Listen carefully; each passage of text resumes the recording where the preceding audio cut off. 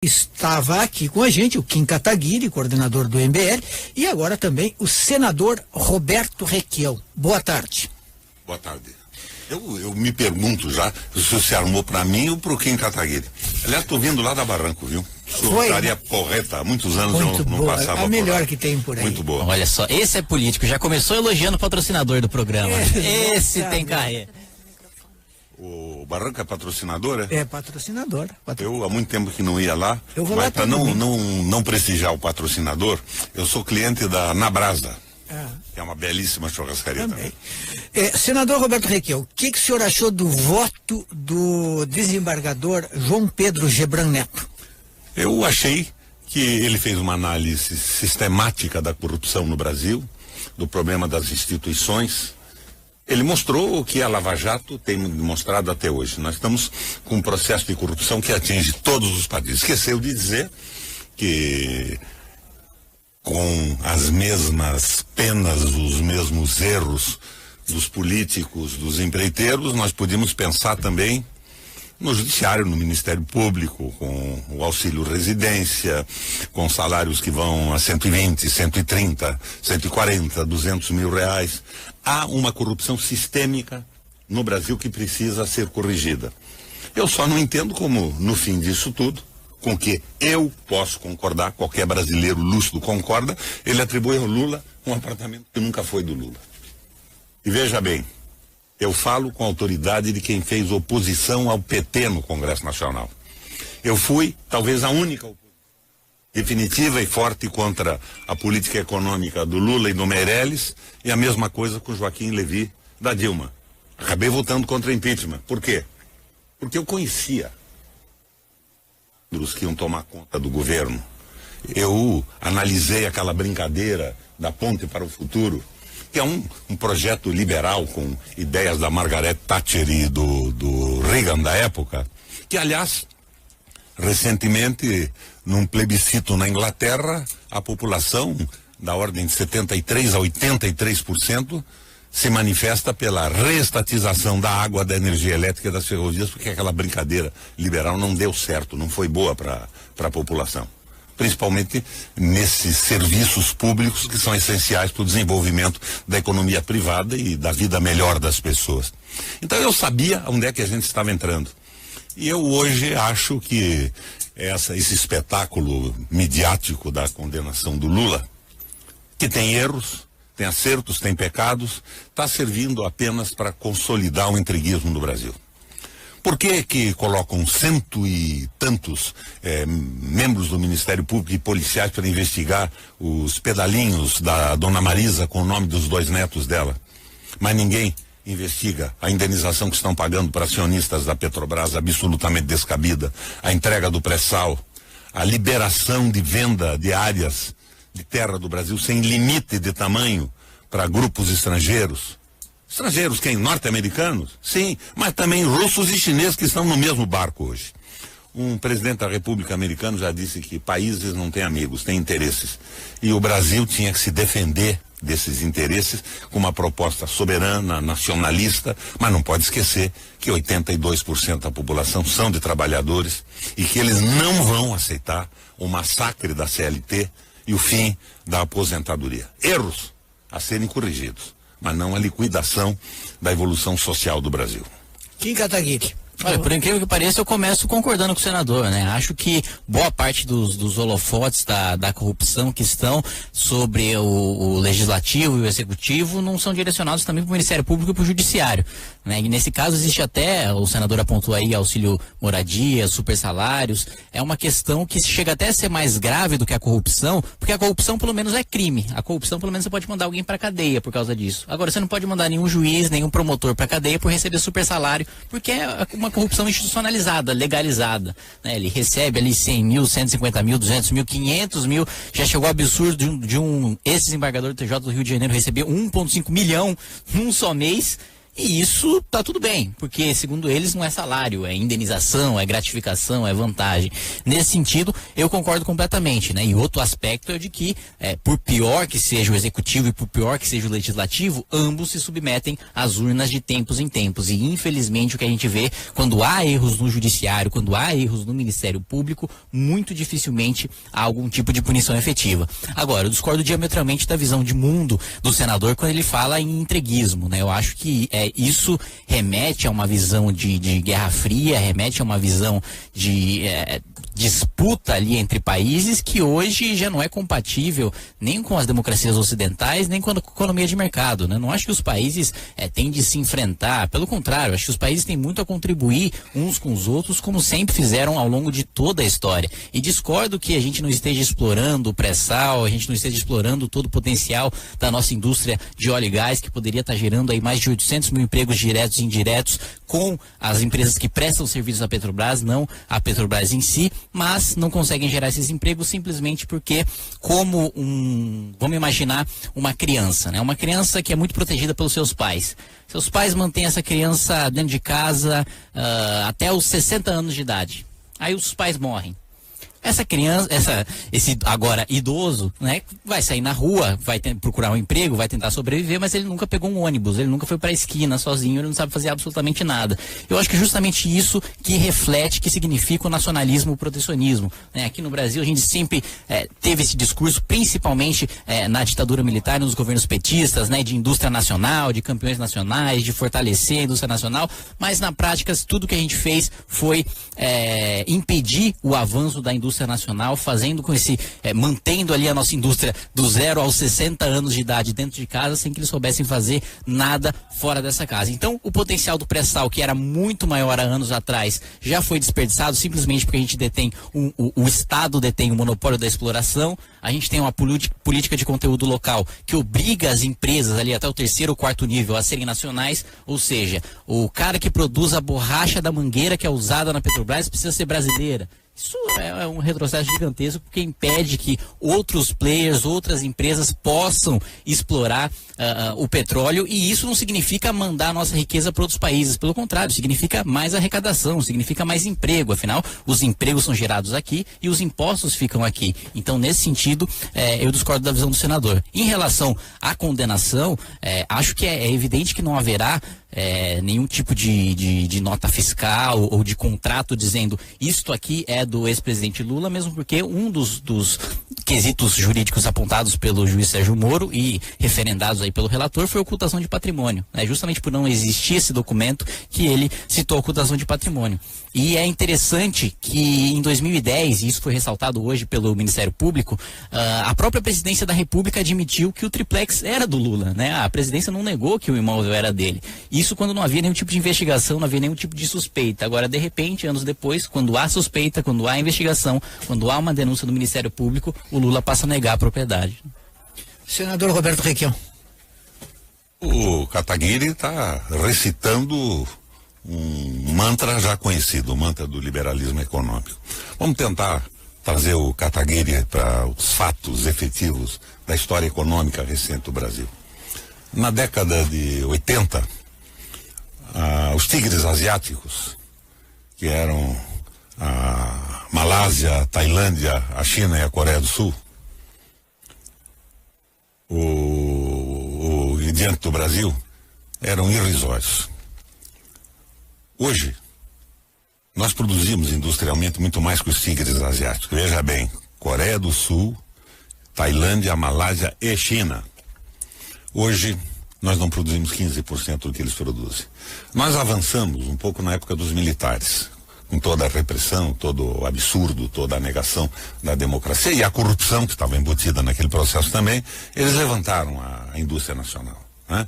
Nós tivemos a valorização da Petrobras, a siderúrgica nacional. A política dos militares foi uma política de desenvolvimento nacional, foi os grandes competidores. Também concordo que isso é um erro deles e é um erro do atual governo. Os campeões brasileiros, essa proposta que fez o BNDES trabalhar nesse sentido.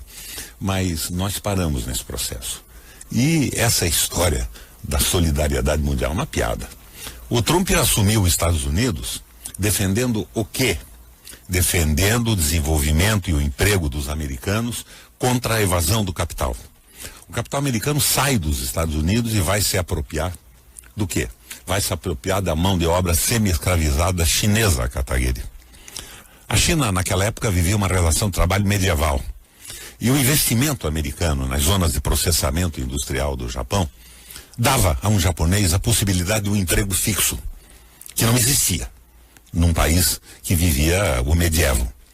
Dava a possibilidade de um almoço melhor para ele e de garantir o jantar para sua família. Foi uma evolução social na China. Mas, hoje, o que pretendem no Brasil? O que é a tal ponte para o futuro?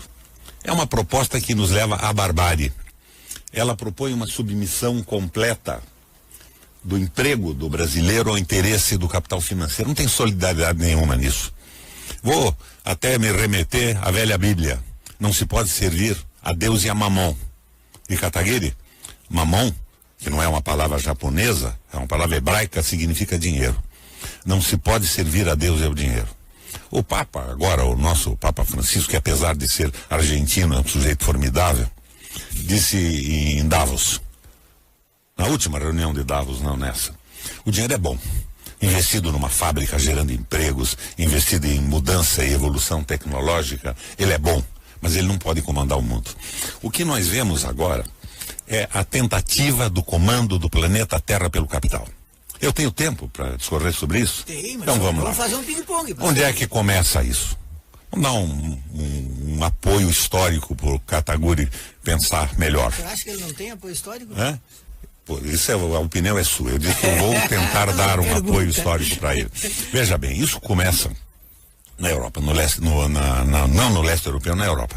O nazismo foi derrotado, Kataguiri. A Rússia estabeleceu o comunismo. E a Europa, com medo do comunismo, dos avanços comunistas da época, da prevalência do trabalho sobre o capital, aquele mantra todo da Rússia comunista, começa a fazer concessões às políticas sociais. Surge o Estado Social. O que era o Estado Social? Garantia direito dos trabalhadores, viabilizava a política de emprego como fundamental, garantia direito às minorias raciais, direito às mulheres e a sustentabilidade. Começava a se preocupar com a natureza também. E daí surge o Estado Social. Mas e a Rússia, por uma série de contradições, que nós não vamos discutir aqui, cai o regime comunista na Rússia. O capital, então, resolve voltar à sua proposta inicial da hegemonia, a globalização, o domínio absoluto dos governos. E se suporta num tripé, Kataguiri. Primeiro ponto de apoio desse tripé: a precarização dos governos, com a magnificação do Banco Central.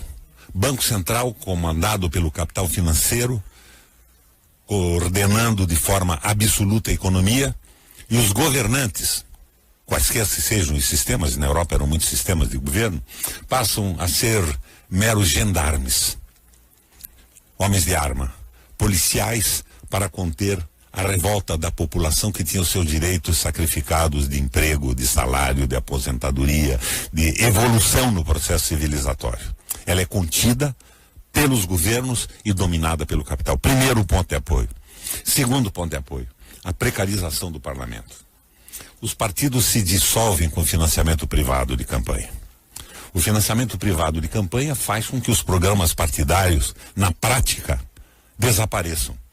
E que os parlamentares não tenham nenhuma responsabilidade mais com seu discurso durante a campanha eleitoral.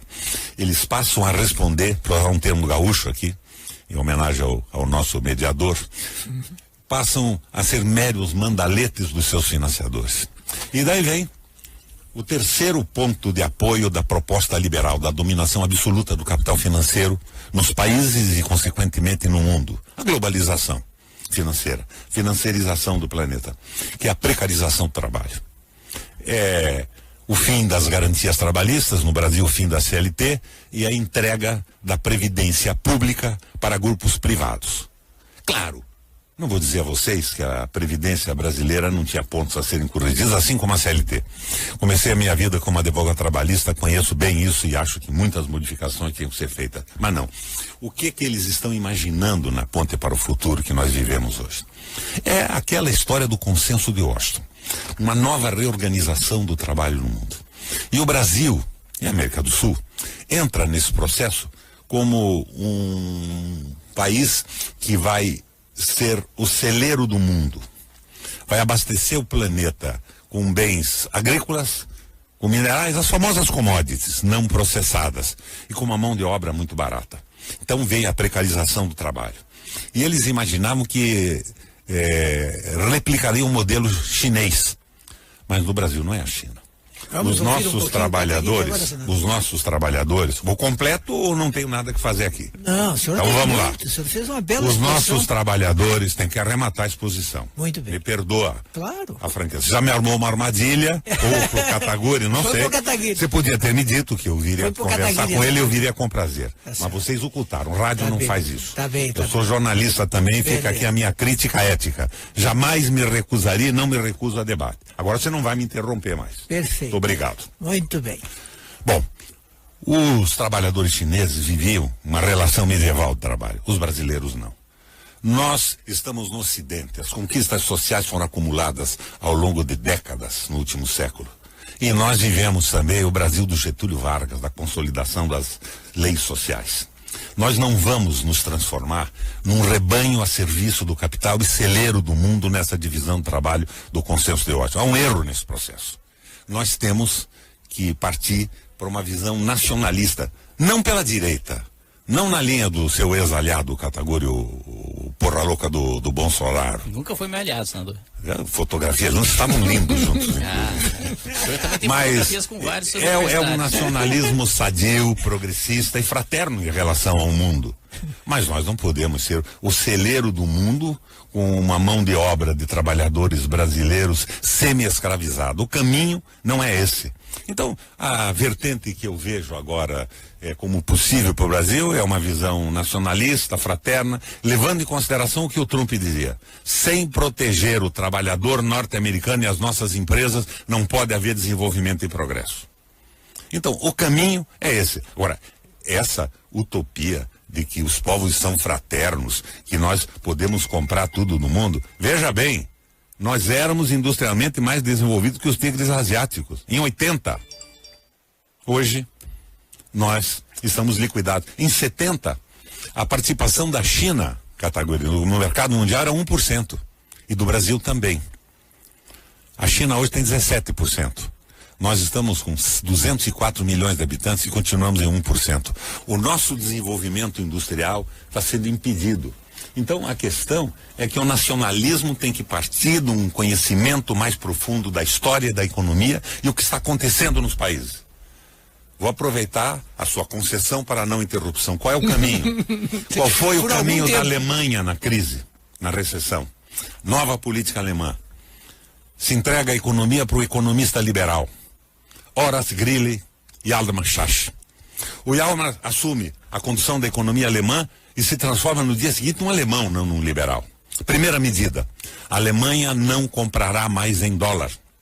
Por quê? Porque o dólar desfavorecia de forma completa a conversão da moeda alemã. A moeda alemã não era conversível no mundo, como o real não é hoje.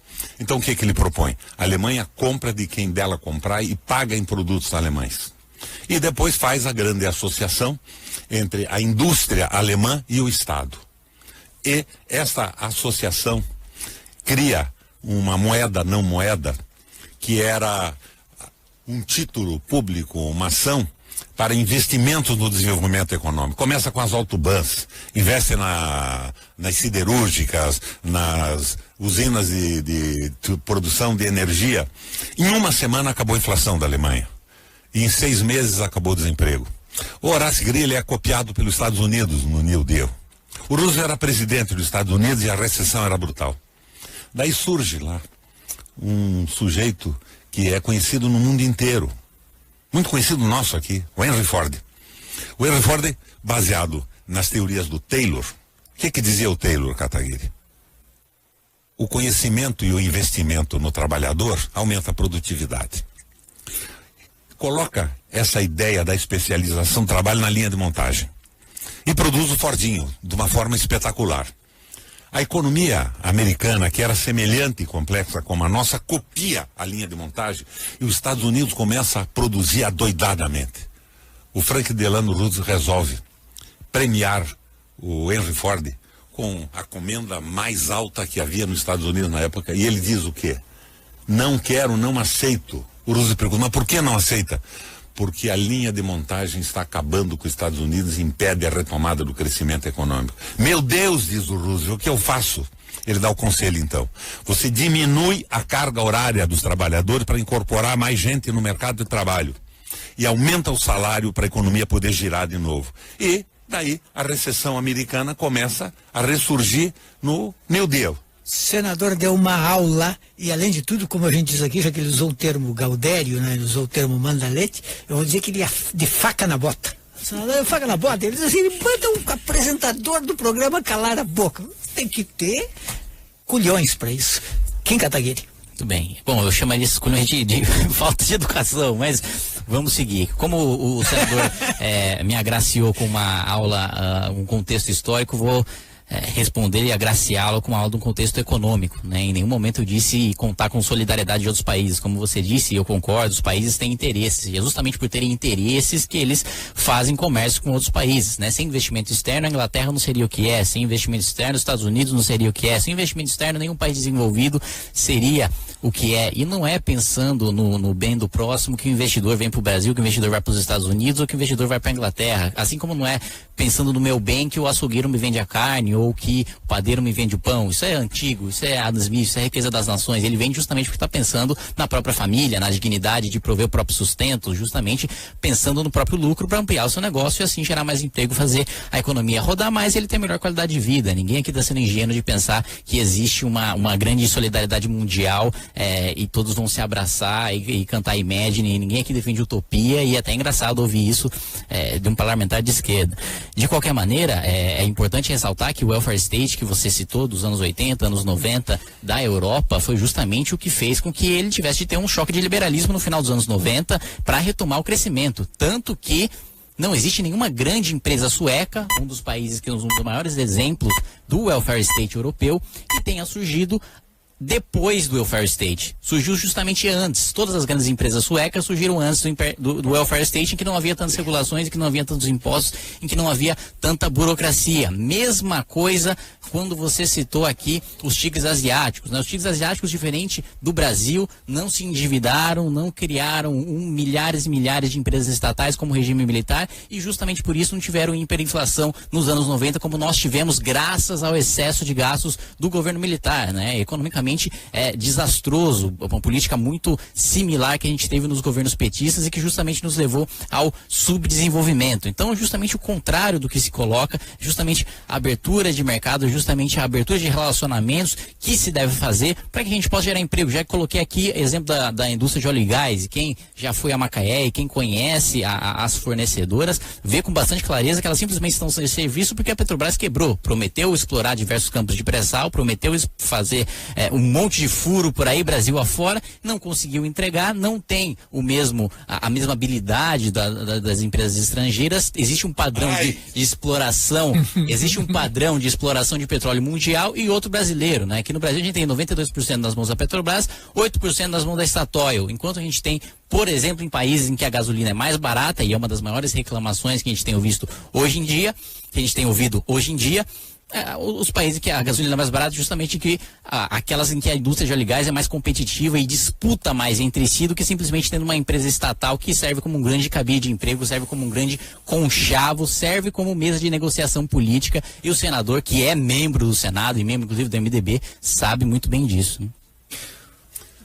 É um rapaz educado. Educado, parece ser educado, né? Claro, mas o mal é que ele não entende nada de economia e nem de história. A Petrobras não quebrou por sua ineficiência, ela foi roubada. Claro que foi. Quero ver essa gente toda na cadeia, quem meteu a mão na Petrobras.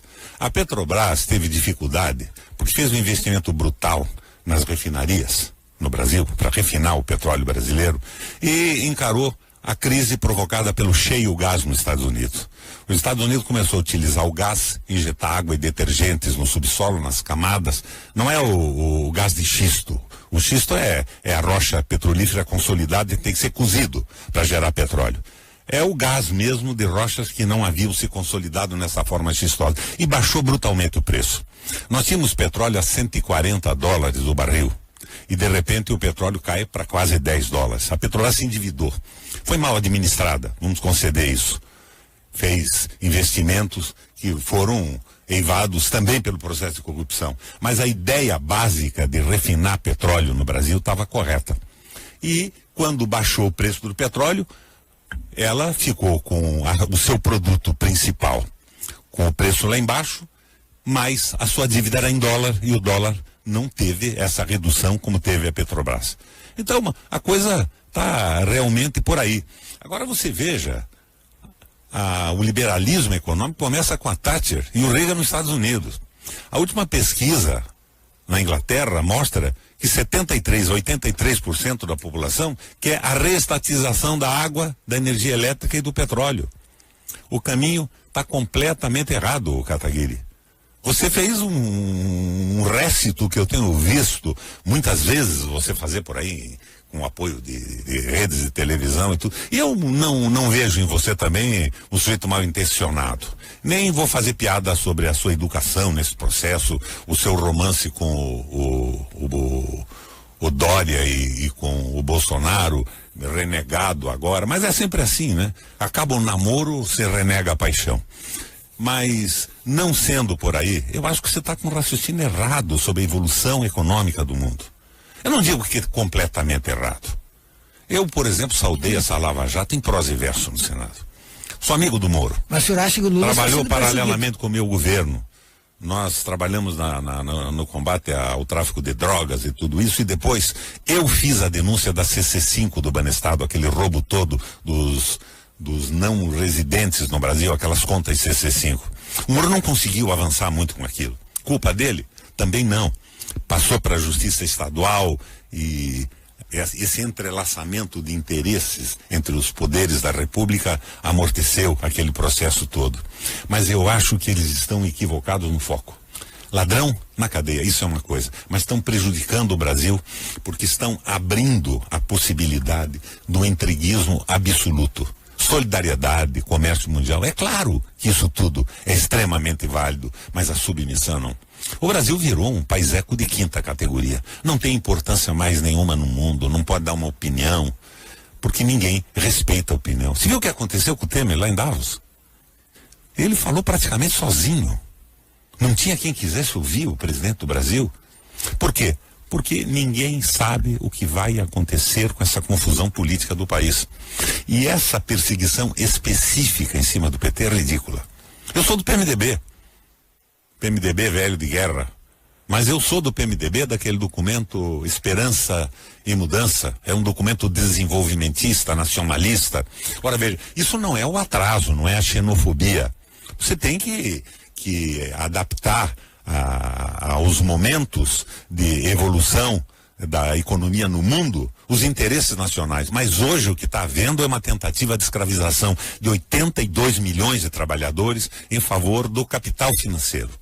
E eu não sirvo a mamão. Não acredito nem que você sirva, embora o seu discurso seja muito apropriado para o dinheiro bíblico.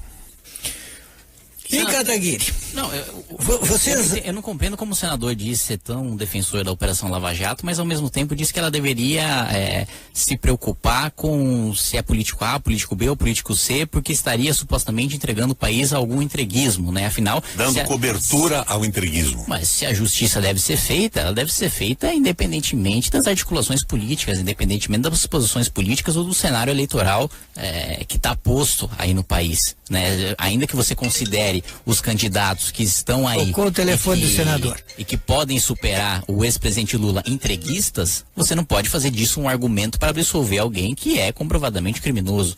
Isso é simplesmente você colocar, é o mesmo argumento que sempre os petistas vêm utilizando. Não, vamos deixar primeiro o Lula ser julgado pelas urnas. Pô, então vamos fazer o Mas vocês do MBL não são um pouco indulgentes, por exemplo, com a corrupção do Temer, as malas de dinheiro do Gedel. Por que vocês não fizeram manifestações de rua gigantescas, como aquelas contra Dilma, pela deposição do Temer? Vamos lá. Primeiro, porque não é o MBL que tem um botão que coloca 1 milhão de pessoas na rua, né? É o momento da sociedade. O MBL mobiliza. Vocês se interessam mais. Agora, o segundo motivo é porque eu quero que o Temer seja punido. E o Temer não seria punido pelo Supremo Tribunal Federal caso a denúncia fosse aprovada pela Câmara. Diferente do processo de impeachment em que o Congresso é juiz, decide se o presidente é condenado ou absolvido, na denúncia da Procuradoria-Geral da República, o Congresso não é juiz. Ele só define se o processo vai acontecer no curso do mandato do presidente ou ao final. E ao final a gente sabe que Temer vai cair na primeira instância nas mãos do juiz Sérgio Moro, e aí sim eu não vejo influência dele como eu vejo influência dentro do Supremo Tribunal Federal. Eu acho que é maluquice negar que há. Inclusive acho que o senador concorda comigo nesse sentido, de que Michel Temer tem muito mais influência no Supremo Tribunal Federal do que na primeira instância. Agora, em relação a trabalho semi-escravo, a trabalho escravo, a precarização das condições de trabalho, todo o país gerou melhores condições de trabalho com produtividade, não com leis, né? As leis não fazem gerar riqueza, as leis não fazem brotar dinheiro do chão, assim como a China, que você citou agora, trabalho semi-escravo, hoje o salário médio bruto é maior do que de um brasileiro, e aqui nós estamos super protegidos pelos direitos trabalhistas, sendo mais miseráveis hoje que os próprios chineses, que a gente fazia piada há algum tempo atrás, né? Perdendo indústria, inclusive, para o Paraguai, que a gente também fazia piada há algum tempo atrás, né? Em breve a gente vai estar lá, os paraguaios vão estar vendo os produtos brasileiros, falam, made in Brasil, isso aqui é vagabundo, isso aqui eu não quero, como a gente costumava fazer com os produtos paraguaios, justamente por causa de mais abertura de mercado. E isso, você acha que os brasileiros estão indo lá para o Paraguai para, em nome do Brasil, representar os interesses do Brasil, trazer riqueza para o Brasil? Claro que não, estão indo para lá para lucrar no Paraguai com as condições de lá, assim como lucrariam aqui com as condições daqui se elas fossem mais favoráveis, se elas fossem melhores, né? Depois da Revolução Industrial, que é sempre pintada ali, geralmente por professores de história e militantes de esquerda, como aquele terror em que mulheres grávidas trabalhavam e crianças eram escravizadas 12, 14 horas, sem Revolução Industrial não haveria produtividade suficiente para que o trabalho infantil fosse uma preocupação, para que direitos trabalhistas fosse uma preocupação. Porque simplesmente antigamente, exemplo, né, na Inglaterra, antes da Revolução Industrial, 39% da população tinha menos de 15 anos de idade. Né? Quando você não tem máquinas, quando você não tem produtividade, quando você precisa de muita terra e muito trabalho para produzir pouca comida, simplesmente não tem como você sustentar a sua população sem que menores de 15 anos trabalhassem, porque eles representavam 39% da população. Isso só foi possível pós-Revolução Industrial, pós o que muitos chamam de precarização do trabalho, pós o que muitos chamam de trabalho semi-escravo, pós o que muitos chamam de trabalho em serviço do capital, mas que na verdade representou o aumento de 10 vezes na população, um aumento da qualidade de vida nunca antes visto, um aumento da expectativa de vida nunca antes visto. Hoje, eu, o senador, todos que estão aqui têm uma vida razoavelmente melhor do que de muitos reis de antigamente, que não tinham acesso à vacina, que não tinham acesso à geladeira, que não tinham acesso à televisão, que não tinham acesso à comida, simplesmente porque houve aumento de produtividade, houve comércio entre países e dentro desses países, não ressaltando mais uma vez, não por solidariedade, né? Quem aqui acredita que todos os seres humanos podem dar as mãos e viver igualmente, acho que são os comunistas, que não é nem o meu caso, nem o seu caso. Agora, a questão de negar que o aumento de produtividade é o que de fato gera o aumento da qualidade de vida e não uma legislação ou o aumento de produtividade diminui os empregos. Aumento de produtividade. Se o aumento de produtividade diminuísse os empregos, senador, a gente eu vou repetir para você o conselho do Henry Ford. Senador, conselho do Henry Ford ao presidente Roosevelt. Senador, eu não te interrompi em nenhum momento. Você tem que diminuir. Não, nós estamos num debate. Rapaz. Tudo bem, mas não te interrompi em nenhum momento. Senador. Você não quer interrupção? Não quer interrupção, assim como o senhor não quis na sua fala, eu não quero interrupção na minha fala. Eu estou entendendo o que é o MBL. Vocês querem primeiro a escravização do Brasil para depois termos um crescimento econômico. Que tipo de ser humano acorda de manhã e fala, quero escravizar o Brasil? Você acha que eu sou um vilão de quadrinho? Pelo que eu vejo é você. Pelo amor de Deus, senador. Claramente, também é você. Talvez inconscientemente, por falta de informação histórica, sociológica. Mais uma vez. Bandido de quadrinho da turma do Frota, do Bolsonaro. Mais uma vez, tive a educação de não interromper o senhor nenhuma vez. Peço que você tenha a mesma delicadeza, a mesma sensibilidade com a minha fala. Muito obrigado, senador. Então, continuando o raciocínio, o aumento de produtividade, se ele gerasse desemprego, depois da Revolução Industrial não teria emprego para ninguém, porque foi o maior boom de produtividade da história do mundo. né? Era a mesma coisa a gente dizer que a invenção da lâmpada diminuiu os empregos dos criadores de velas, ou que mesmo o avanço do Uber diminuiu os empregos dos taxistas. Isso é aumento de produtividade. Tecnologia é aumento de produtividade, senador. Ou tecnologia diminui a produtividade? Muito bem. Todo o petróleo, todo o carvão, tudo que aumentou a produtividade, só mais 30 segundos para concluir. Perfeitamente.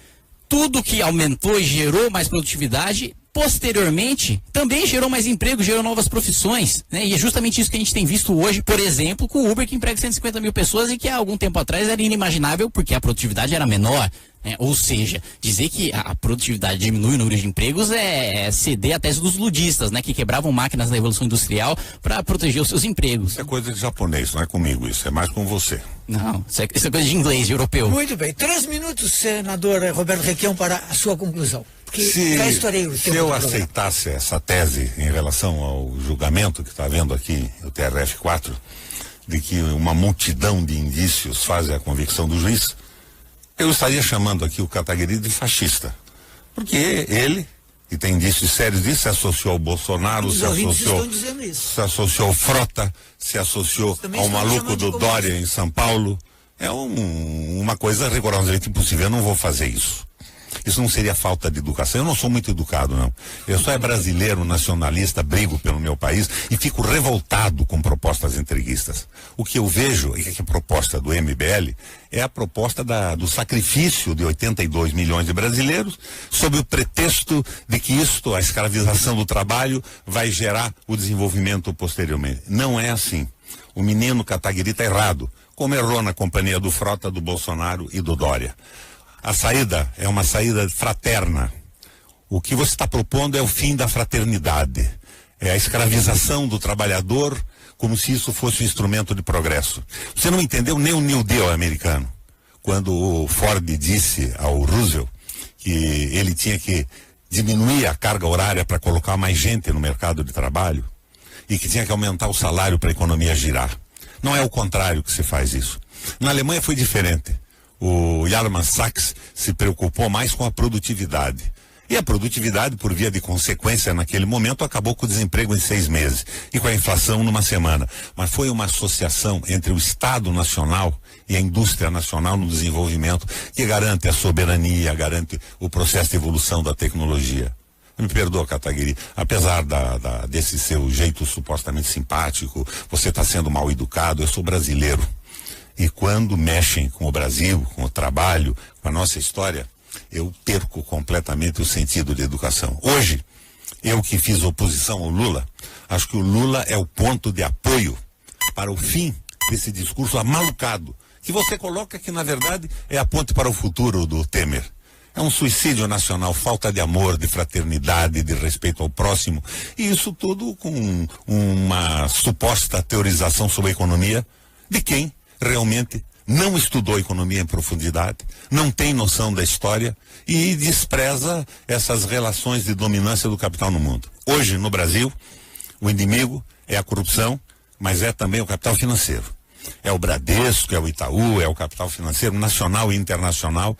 E esta proposta maluca sua de escravizar o povo em nome de um futuro desenvolvimento econômico e produtividade é o tal do seu MBL, do Frota, do Dória e do Bolsonaro. Muito bem, estamos chegando ao final do programa. Quero agradecer muito ao Kim Kataguiri e também ao senador Roberto Requião. Me esculhambou bastante, mas está tudo bem, por um bom programa a gente faz qualquer coisa. Quero agradecer. Mas lá no Paraná é diferente, eu sou jornalista. Tá bem. Lá não é só o produtor do programa e o moderador que pode esculhambar o debatedor. Mas aqui também pode esculhambar, lá... Mas eu também quero dizer que o Kim Kataguiri foi o único nesse programa hoje que não me esculhambou. Então, muito obrigado, Kim Kataguiri, pela gentileza de não me esculhambar. Aderiu ao MBL. Aderiu ao MBL, o MBL não me esculhamba, senão. Eu gostei muito das suas ideias, apesar do senhor ter me esculhambado.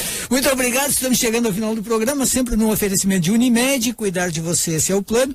CEPERS, um sindicato comprometido com os educadores e a qualidade da educação, a FISVEC, Sindifisco RS, auditores fiscais trabalhando pelo desenvolvimento do Estado, a DURG Sindical, em defesa da educação pública, e SIMPA, Sindicato dos Municipários de Porto Alegre, contra as privatizações, na defesa do servidor e do serviço público de qualidade. Vem aí a Ananda Miller e mais o José Aldo Pinheiro, lá do TRF4, com a segunda parte do julgamento do recurso do ex-presidente Lula e de outros réus. Muito obrigado, até amanhã.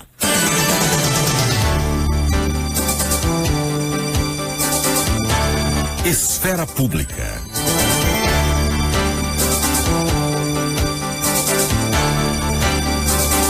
Agora nós vamos fazer um bom debate aqui. Já estava aqui com a gente o Kim Kataguiri, coordenador do MBL, e agora também o senador Roberto Requião. Boa tarde. Boa tarde. Eu me pergunto já se o senhor se armou para mim ou para o Kim Kataguiri. Aliás, estou vindo lá da Barranco, viu? Estaria correta. Há muitos anos muito não boa. passava A melhor por lá. que tem por aí. Muito boa. Olha só, esse é político. Já começou elogiando o patrocinador do programa. Esse tem carreira. O Barranco é patrocinador, é? É patrocinador. Eu há muito tempo que não ia lá, Eu vou lá mas para não prestigiar o patrocinador, eu sou cliente da Nabrasa, que é uma belíssima churrascaria também. Senador Roberto Requião, o que o senhor achou do voto do desembargador João Pedro Gebran Neto? Eu achei que ele fez uma análise sistemática da corrupção no Brasil, do problema das instituições. Ele mostrou o que a Lava Jato tem mostrado até hoje. Nós estamos com um processo de corrupção que atinge todos os países. Esqueceu de dizer que com as mesmas penas, os mesmos erros dos políticos, dos empreiteiros, nós podíamos pensar também no judiciário, no Ministério Público, com o auxílio residência, com salários que vão a 120, 130, 140, 200 mil reais. Há uma corrupção sistêmica no Brasil que precisa ser corrigida. Eu só não entendo como, no fim disso tudo, com que eu posso concordar, qualquer brasileiro lúcido concorda, ele atribui ao Lula um apartamento que nunca foi do Lula. E veja bem, eu falo com a autoridade de quem fez oposição ao PT no Congresso Nacional. Eu fui, talvez, a única definitiva e forte contra a política econômica do Lula e do Meirelles, e a mesma coisa com Joaquim Levy da Dilma.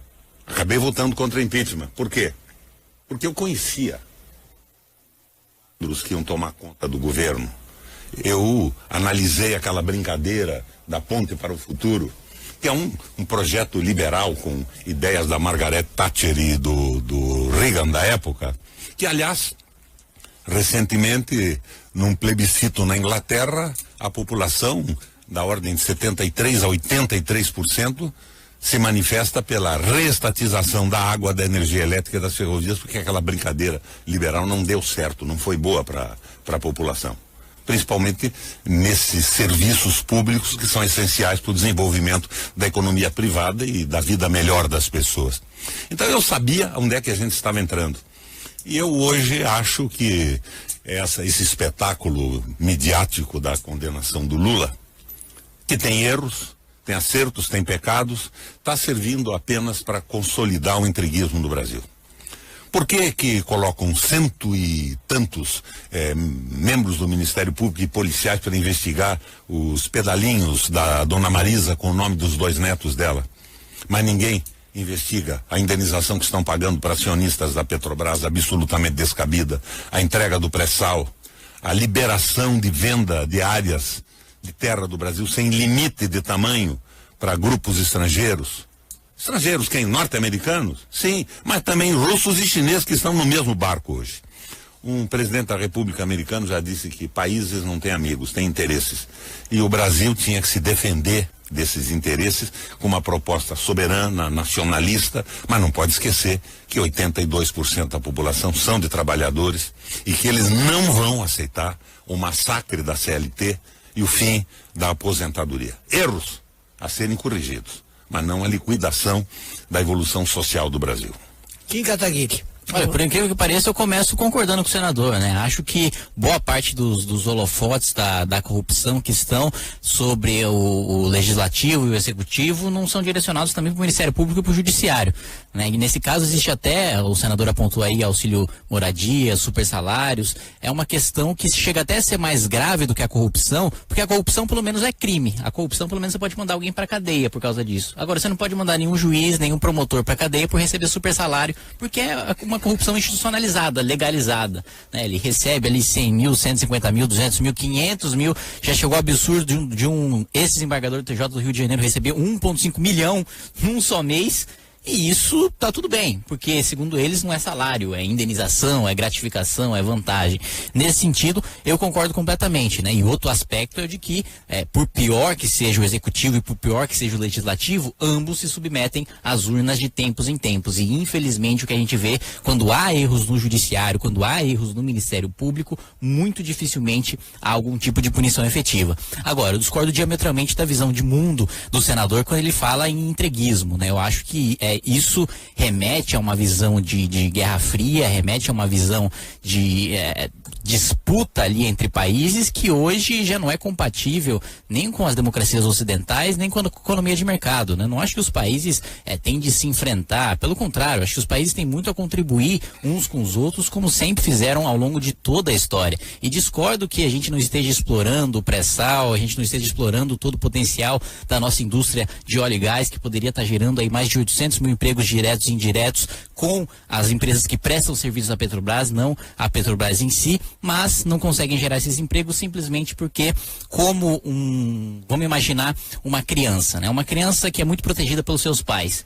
Seus pais mantêm essa criança dentro de casa até os 60 anos de idade. Aí os pais morrem. Essa criança, esse agora idoso, né, vai sair na rua, vai procurar um emprego, vai tentar sobreviver, mas ele nunca pegou um ônibus, ele nunca foi para a esquina sozinho, ele não sabe fazer absolutamente nada. Eu acho que justamente isso que reflete, que significa o nacionalismo, o protecionismo, né? Aqui no Brasil a gente sempre teve esse discurso, principalmente na ditadura militar, nos governos petistas, né, de indústria nacional, de campeões nacionais, de fortalecer a indústria nacional, mas na prática tudo que a gente fez foi impedir o avanço da indústria nacional, fazendo com mantendo ali a nossa indústria do 0 aos 60 anos de idade dentro de casa, sem que eles soubessem fazer nada fora dessa casa. Então, o potencial do pré-sal, que era muito maior há anos atrás, já foi desperdiçado simplesmente porque a gente detém, o Estado detém o monopólio da exploração, a gente tem uma política de conteúdo local que obriga as empresas ali até o 3º ou 4º nível a serem nacionais, ou seja, o cara que produz a borracha da mangueira que é usada na Petrobras precisa ser brasileira. Isso é um retrocesso gigantesco porque impede que outros players, outras empresas possam explorar o petróleo, e isso não significa mandar a nossa riqueza para outros países, pelo contrário, significa mais arrecadação, significa mais emprego, afinal os empregos são gerados aqui e os impostos ficam aqui. Então, nesse sentido, eu discordo da visão do senador. Em relação à condenação, acho que é evidente que não haverá nenhum tipo de nota fiscal ou de contrato dizendo isto aqui é do ex-presidente Lula, mesmo porque um dos quesitos jurídicos apontados pelo juiz Sérgio Moro e referendados aí pelo relator foi ocultação de patrimônio, né? Justamente por não existir esse documento que ele citou ocultação de patrimônio. E é interessante que em 2010, e isso foi ressaltado hoje pelo Ministério Público, a própria presidência da República admitiu que o triplex era do Lula, né? A presidência não negou que o imóvel era dele. Isso quando não havia nenhum tipo de investigação, não havia nenhum tipo de suspeita. Agora, de repente, anos depois, quando há suspeita, quando há investigação, quando há uma denúncia do Ministério Público, o Lula passa a negar a propriedade. Senador Roberto Requião. O Kataguiri está recitando um mantra já conhecido, o mantra do liberalismo econômico. Vamos tentar trazer o Kataguiri para os fatos efetivos da história econômica recente do Brasil. Na década de 80, os tigres asiáticos, que eram a Malásia, a Tailândia, a China e a Coreia do Sul, e diante do Brasil, eram irrisórios. Hoje, nós produzimos industrialmente muito mais que os tigres asiáticos. Veja bem, Coreia do Sul, Tailândia, Malásia e China. Hoje, nós não produzimos 15% do que eles produzem. Nós avançamos um pouco na época dos militares, com toda a repressão, todo o absurdo, toda a negação da democracia e a corrupção que estava embutida naquele processo também. Eles levantaram a indústria nacional, né? Nós tivemos a valorização da Petrobras, a siderúrgica nacional. A política dos militares foi uma política de desenvolvimento nacional, foi os grandes competidores. Também concordo que isso é um erro deles e é um erro do atual governo. Os campeões brasileiros, essa proposta que fez o BNDES trabalhar nesse sentido. Mas nós paramos nesse processo. E essa história da solidariedade mundial é uma piada. O Trump assumiu os Estados Unidos defendendo o quê? defendendo o desenvolvimento e o emprego dos americanos contra a evasão do capital. O capital americano sai dos Estados Unidos e vai se apropriar do quê? Vai se apropriar da mão de obra semi-escravizada chinesa, Kataguiri. A China, naquela época, vivia uma relação de trabalho medieval. E o investimento americano nas zonas de processamento industrial do Japão dava a um japonês a possibilidade de um emprego fixo, que não existia num país que vivia o medievo. Dava a possibilidade de um almoço melhor para ele e de garantir o jantar para sua família. Foi uma evolução social na China. Mas, hoje, o que pretendem no Brasil? O que é a tal ponte para o futuro? É uma proposta que nos leva à barbárie. Ela propõe uma submissão completa do emprego do brasileiro ao interesse do capital financeiro. Não tem solidariedade nenhuma nisso. Vou até me remeter à velha Bíblia. Não se pode servir a Deus e a Mamon. E Kataguiri, Mamon, que não é uma palavra japonesa, é uma palavra hebraica, significa dinheiro. Não se pode servir a Deus e ao dinheiro. O Papa, agora o nosso Papa Francisco, que apesar de ser argentino, é um sujeito formidável, disse em Davos, na última reunião de Davos, não nessa, o dinheiro é bom. Investido numa fábrica gerando empregos, investido em mudança e evolução tecnológica, ele é bom, mas ele não pode comandar o mundo. O que nós vemos agora é a tentativa do comando do planeta Terra pelo capital. Eu tenho tempo para discorrer sobre isso? Tem, mas então vamos lá. Fazer um ping-pong. Onde é que começa isso? Vamos dar um apoio histórico para o Kataguiri pensar melhor. Você acha que ele não tem apoio histórico? Hã? Pô, isso a opinião é sua. Eu disse que eu vou tentar dar um apoio histórico para ele. Veja bem, isso começa na Europa, no leste, não no leste europeu, na Europa. O nazismo foi derrotado, Kataguiri. A Rússia estabeleceu o comunismo.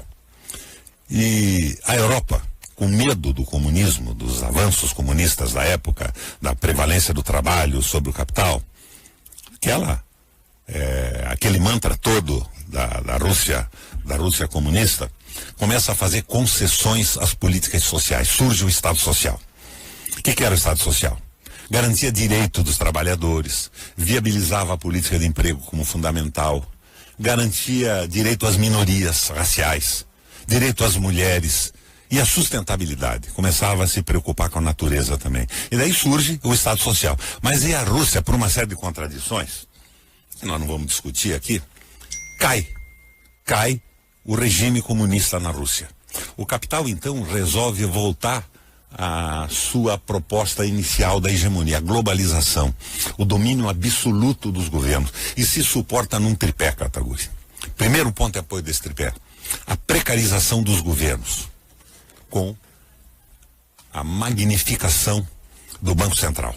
Banco Central comandado pelo capital financeiro, coordenando de forma absoluta a economia, e os governantes, quaisquer que sejam os sistemas, na Europa eram muitos sistemas de governo, passam a ser meros gendarmes, homens de arma, policiais para conter a revolta da população que tinha os seus direitos sacrificados de emprego, de salário, de aposentadoria, de evolução no processo civilizatório.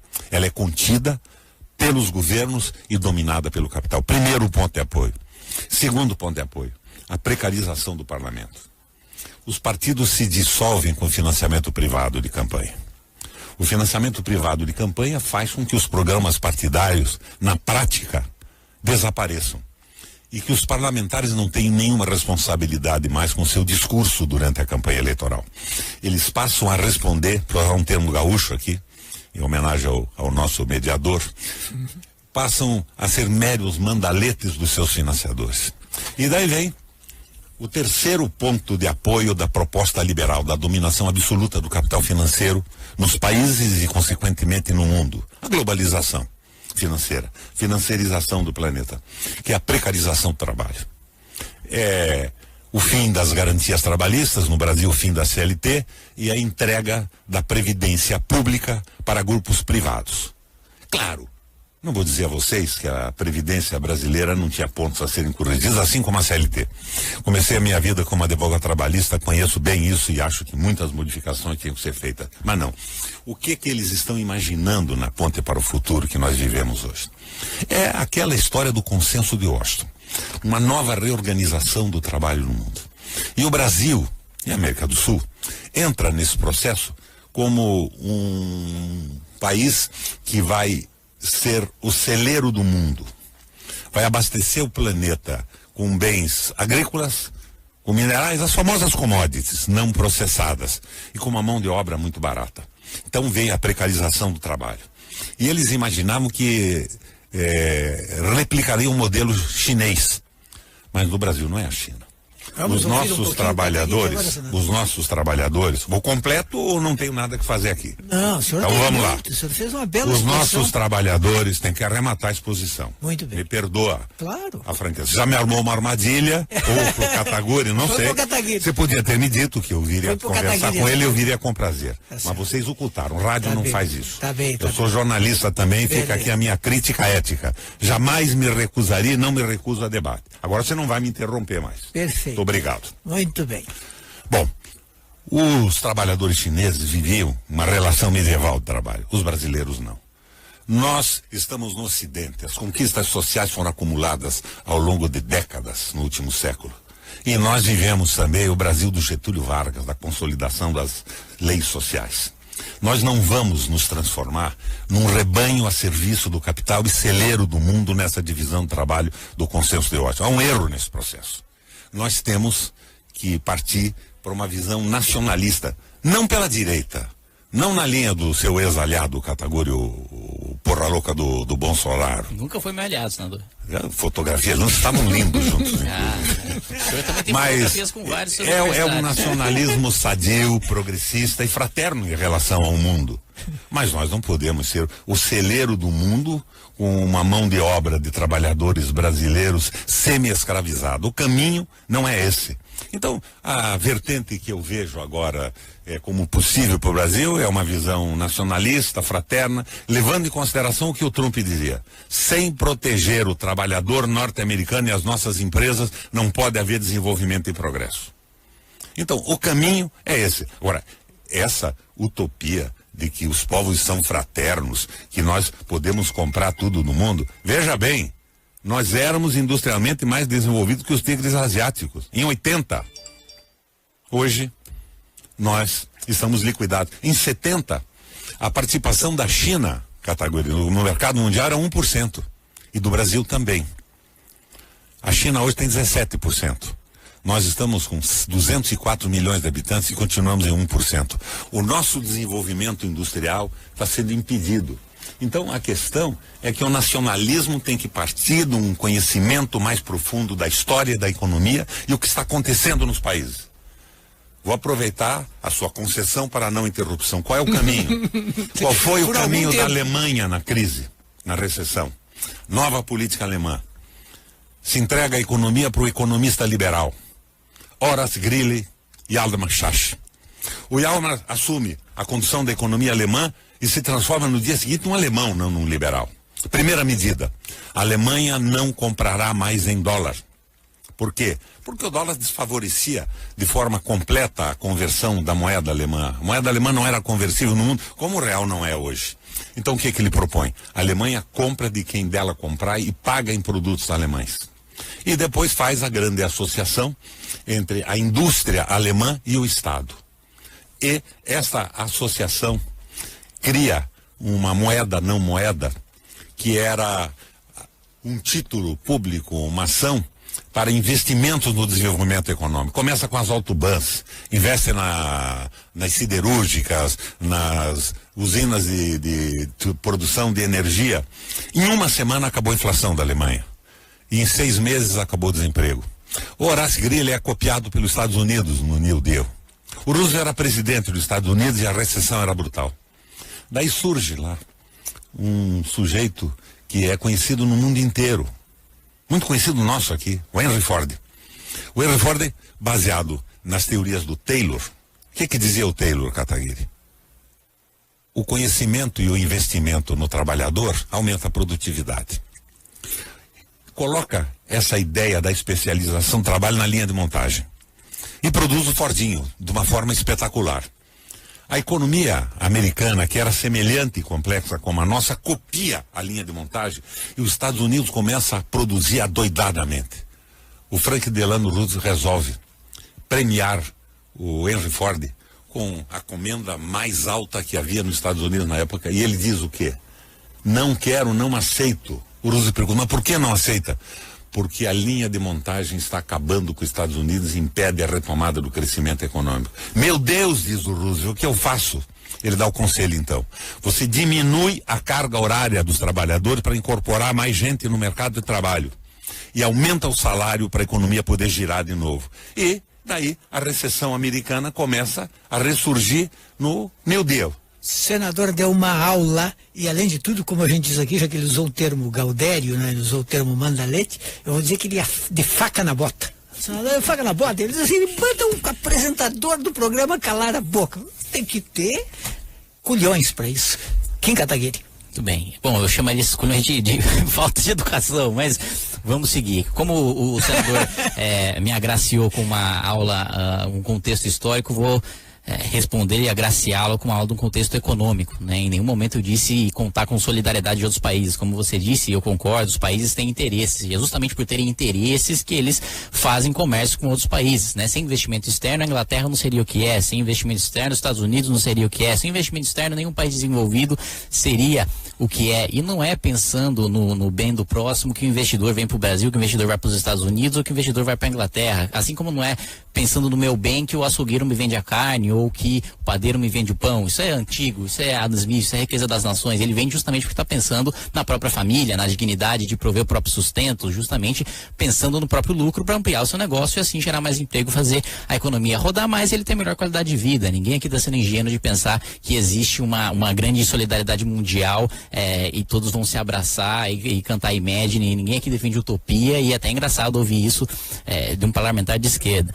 De qualquer maneira, é importante ressaltar que o welfare state que você citou, dos anos 80, anos 90, da Europa, foi justamente o que fez com que ele tivesse de ter um choque de liberalismo no final dos anos 90 para retomar o crescimento. Tanto que não existe nenhuma grande empresa sueca, um dos países que é um dos maiores exemplos do welfare state europeu, que tenha surgido depois do welfare state. Surgiu justamente antes. Todas as grandes empresas suecas surgiram antes do welfare state, em que não havia tantas regulações, em que não havia tantos impostos, em que não havia tanta burocracia. Mesma coisa quando você citou aqui os tigres asiáticos, né? Os tigres asiáticos, diferente do Brasil, não se endividaram, não criaram milhares e milhares de empresas estatais como regime militar, e justamente por isso não tiveram hiperinflação nos anos 90 como nós tivemos graças ao excesso de gastos do governo militar, né? Economicamente é desastroso, uma política muito similar que a gente teve nos governos petistas e que justamente nos levou ao subdesenvolvimento. Então, justamente o contrário do que se coloca, justamente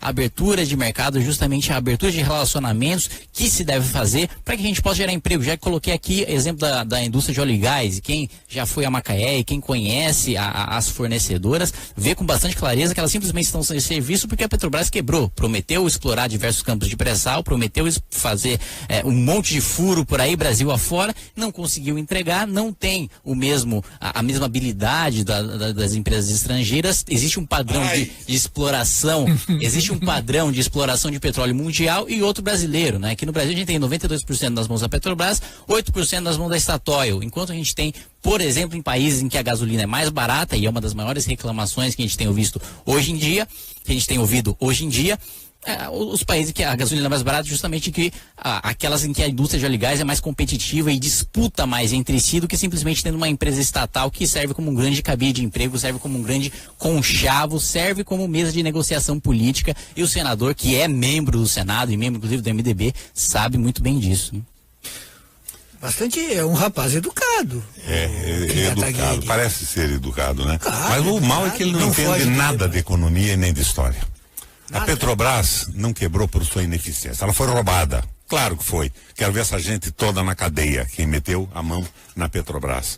A Petrobras teve dificuldade porque fez um investimento brutal nas refinarias no Brasil, para refinar o petróleo brasileiro, e encarou a crise provocada pelo shale gas nos Estados Unidos. Os Estados Unidos começou a utilizar o gás, injetar água e detergentes no subsolo, nas camadas. Não é o gás de xisto. O xisto é a rocha petrolífera consolidada e tem que ser cozido para gerar petróleo. É o gás mesmo de rochas que não haviam se consolidado nessa forma xistosa. E baixou brutalmente o preço. Nós tínhamos petróleo a $140 o barril. E de repente o petróleo cai para quase $10. A Petrobras se endividou. Foi mal administrada, vamos conceder isso. Fez investimentos que foram eivados também pelo processo de corrupção. Mas a ideia básica de refinar petróleo no Brasil estava correta. E quando baixou o preço do petróleo, ela ficou com o seu produto principal com o preço lá embaixo, mas a sua dívida era em dólar e o dólar não teve essa redução como teve a Petrobras. Então a coisa está realmente por aí. Agora você veja, o liberalismo econômico começa com a Thatcher e o Reagan nos Estados Unidos. A última pesquisa na Inglaterra mostra que 73% a 83% da população quer a reestatização da água, da energia elétrica e do petróleo. O caminho está completamente errado, Kataguiri. Você fez um récito que eu tenho visto muitas vezes você fazer por aí, com o apoio de redes de televisão e tudo. E eu não vejo em você também um sujeito mal intencionado. Nem vou fazer piada sobre a sua educação nesse processo, o seu romance com o Dória e com o Bolsonaro, renegado agora. Mas é sempre assim, né? Acaba o namoro, você renega a paixão. Mas, não sendo por aí, eu acho que você está com um raciocínio errado sobre a evolução econômica do mundo. Eu não digo que é completamente errado. Eu, por exemplo, saudei essa Lava Jato em prosa e verso no Senado. Sou amigo do Moro. Mas o senhor acha que o Lula trabalhou paralelamente com o meu governo. Nós trabalhamos no combate ao tráfico de drogas e tudo isso, e depois eu fiz a denúncia da CC5 do Banestado, aquele roubo todo dos não residentes no Brasil, aquelas contas CC5. O Moro não conseguiu avançar muito com aquilo. Culpa dele? Também não. Passou para a Justiça Estadual e esse entrelaçamento de interesses entre os poderes da República amorteceu aquele processo todo. Mas eu acho que eles estão equivocados no foco. Ladrão na cadeia, isso é uma coisa, mas estão prejudicando o Brasil porque estão abrindo a possibilidade do entreguismo absoluto. Solidariedade, comércio mundial, é claro que isso tudo é extremamente válido, mas a submissão não. O Brasil virou um país eco de quinta categoria, não tem importância mais nenhuma no mundo, não pode dar uma opinião, porque ninguém respeita a opinião. Você viu o que aconteceu com o Temer lá em Davos? Ele falou praticamente sozinho, não tinha quem quisesse ouvir o presidente do Brasil. Por quê? Porque ninguém sabe o que vai acontecer com essa confusão política do país. E essa perseguição específica em cima do PT é ridícula. Eu sou do PMDB. PMDB velho de guerra. Mas eu sou do PMDB daquele documento Esperança e Mudança. É um documento desenvolvimentista, nacionalista. Ora, veja, isso não é o atraso, não é a xenofobia. Você tem que adaptar aos momentos de evolução da economia no mundo, os interesses nacionais. Mas hoje o que está havendo é uma tentativa de escravização de 82 milhões de trabalhadores em favor do capital financeiro. E eu não sirvo a mamão. Não acredito nem que você sirva, embora o seu discurso seja muito apropriado para o dinheiro bíblico. E Kataguiri? Não, vocês... eu não compreendo como o senador disse ser tão defensor da Operação Lava Jato, mas ao mesmo tempo disse que ela deveria se preocupar com se é político A, político B ou político C, porque estaria supostamente entregando o país a algum entreguismo, né? Afinal... Dando cobertura ao entreguismo. Mas se a justiça deve ser feita, ela deve ser feita independentemente das articulações políticas, independentemente das posições políticas ou do cenário eleitoral que está posto aí no país, né? Ainda que você considere os candidatos que estão aí tocou o telefone do senador e que podem superar o ex-presidente Lula entreguistas, você não pode fazer disso um argumento para absolver alguém que é comprovadamente criminoso. Isso simplesmente você colocar, é o mesmo argumento que sempre os petistas vêm utilizando. Não, vamos deixar primeiro o Lula ser julgado pelas urnas. Pô, então vamos fazer mas vocês do MBL não são um pouco indulgentes, por exemplo, com a corrupção do Temer, as malas de dinheiro do Gedel. Por que vocês não fizeram manifestações de rua gigantescas, como aquelas contra Dilma, pela deposição do Temer? Vamos lá. Primeiro, porque não é o MBL que tem um botão que coloca 1 milhão de pessoas na rua, né? É o momento da sociedade. O MBL mobiliza. Você se interessa mais. Agora, o segundo motivo é porque eu quero que o Temer seja punido. E o Temer não seria punido pelo Supremo Tribunal Federal caso a denúncia fosse aprovada pela Câmara. Diferente do processo de impeachment em que o Congresso é juiz, decide se o presidente é condenado ou absolvido, na denúncia da Procuradoria-Geral da República, o Congresso não é juiz. Ele só define se o processo vai acontecer no curso do mandato do presidente ou ao final. E ao final a gente sabe que Temer vai cair na primeira instância nas mãos do juiz Sérgio Moro, e aí sim eu não vejo influência dele como eu vejo influência dentro do Supremo Tribunal Federal. Eu acho que é maluquice negar que há. Inclusive acho que o senador concorda comigo nesse sentido, de que Michel Temer tem muito mais influência no Supremo Tribunal Federal do que na primeira instância. Agora, em relação a trabalho semi-escravo, a trabalho escravo, a precarização das condições de trabalho, todo o país gerou melhores condições de trabalho com produtividade, não com leis, né? As leis não fazem gerar riqueza, as leis não fazem brotar dinheiro do chão, assim como a China, que você citou agora, trabalho semi-escravo, hoje o salário médio bruto é maior do que o de um brasileiro, e aqui nós estamos super protegidos pelos direitos trabalhistas, sendo mais miseráveis hoje que os próprios chineses, que a gente fazia piada há algum tempo atrás, né? Perdendo indústria, inclusive, para o Paraguai, que a gente também fazia piada há algum tempo atrás, né? Em breve a gente vai estar lá, os paraguaios não tá vendo os produtos brasileiros, falam, made in Brasil, isso aqui é vagabundo, isso aqui eu não quero, como a gente costumava fazer com os produtos paraguaios, justamente por causa de mais abertura de mercado. E isso, você acha que os brasileiros estão indo lá pro Paraguai para, em nome do Brasil, representar os interesses do Brasil, trazer riqueza pro Brasil? Claro que não, estão indo para lá para lucrar no Paraguai com as condições de lá, assim como lucrariam aqui com as condições daqui se elas fossem mais favoráveis, se elas fossem melhores, né? Depois da Revolução Industrial, que é sempre pintada ali, geralmente por professores de história e militantes de esquerda, como aquele terror em que mulheres grávidas trabalhavam e crianças eram escravizadas 12, 14 horas. Sem Revolução Industrial não haveria produtividade suficiente para que o trabalho infantil fosse uma preocupação, para que direitos trabalhistas fosse uma preocupação. Porque simplesmente antigamente, exemplo, né, na Inglaterra, antes da Revolução Industrial, 39% da população tinha menos de 15 anos de idade, né? Quando você não tem máquinas, quando você não tem produtividade, quando você precisa de muita terra e muito trabalho para produzir pouca comida, simplesmente não tem como você sustentar a sua população sem que menores de 15 anos trabalhassem, porque eles representavam 39% da população. Isso só foi possível pós-Revolução Industrial, pós o que muitos chamam de precarização do trabalho, pós o que muitos chamam de trabalho semi-escravo, pós o que muitos chamam de trabalho em serviço do capital, mas que na verdade representou o aumento de 10 vezes na população, um aumento da qualidade de vida nunca antes visto, um aumento da expectativa de vida nunca antes visto. Hoje, eu, o senador, todos que estão aqui têm uma vida razoavelmente melhor do que de muitos reis de antigamente, que não tinham acesso à vacina, que não tinham acesso à geladeira, que não tinham acesso à televisão, que não tinham acesso à comida, simplesmente porque houve aumento de produtividade, houve comércio entre países e dentro desses países, não ressaltando mais uma vez, não por solidariedade, né? Quem aqui acredita que todos os seres humanos podem dar as mãos e viver igualmente, acho que são os comunistas, que não é nem o meu caso, nem o seu caso.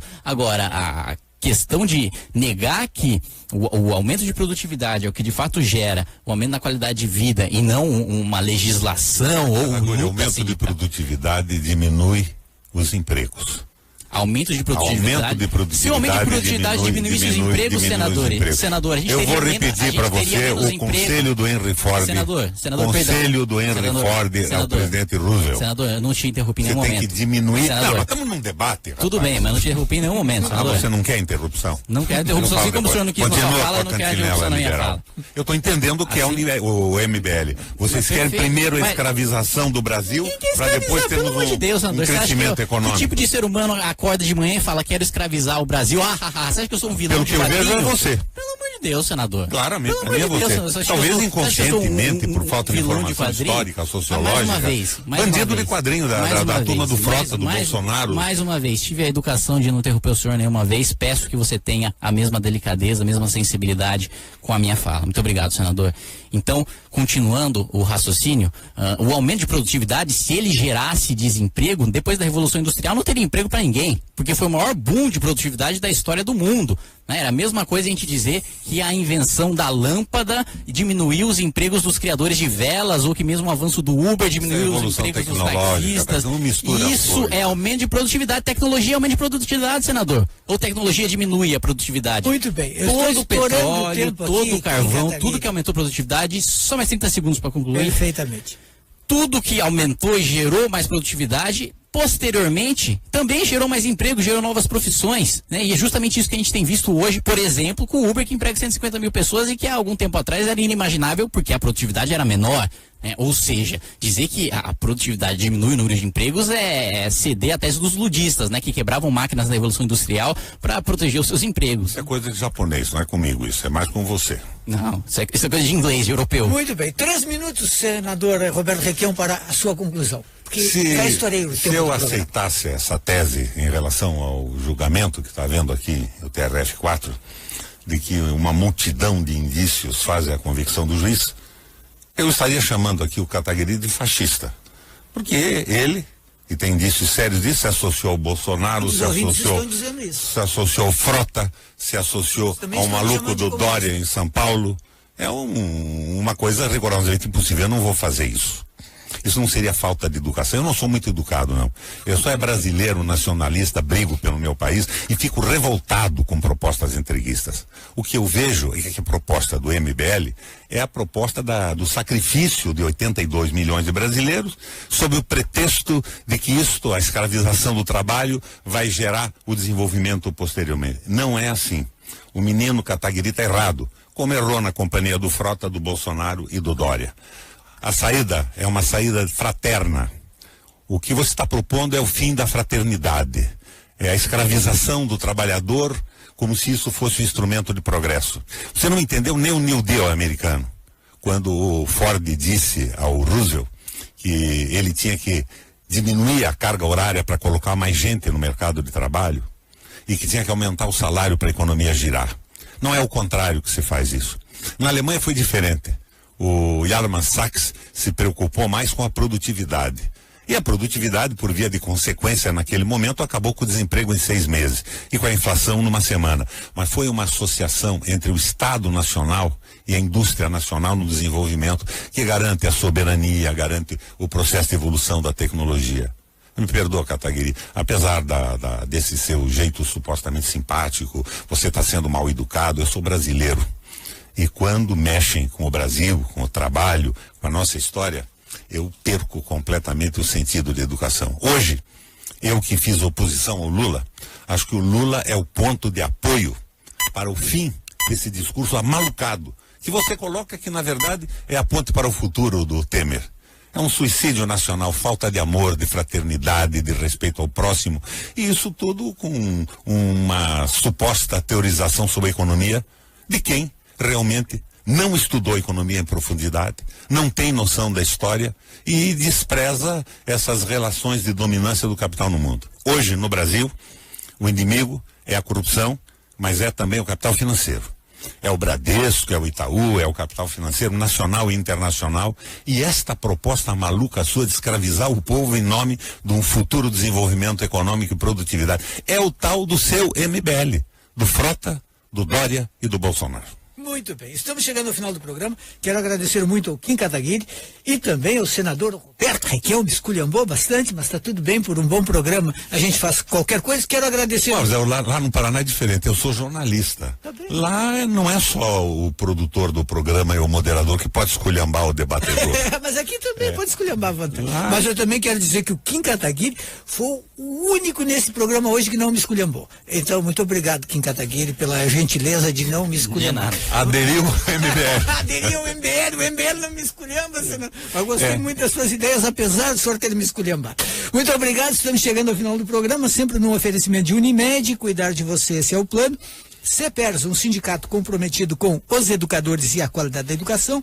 A FISVEC, Sindifisco RS, auditores fiscais trabalhando pelo desenvolvimento do Estado. A DURG Sindical, em defesa da educação pública. E SIMPA, Sindicato dos Municipários de Porto Alegre, contra as privatizações, na defesa do servidor e do serviço público de qualidade. Vem aí a Ananda Miller e mais o José Aldo Pinheiro, lá do TRF4, com a segunda parte do julgamento do recurso do ex-presidente Lula e de outros réus. Muito obrigado, até amanhã.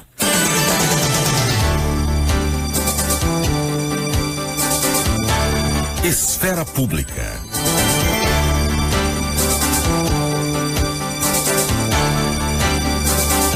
Agora nós vamos fazer um bom debate aqui.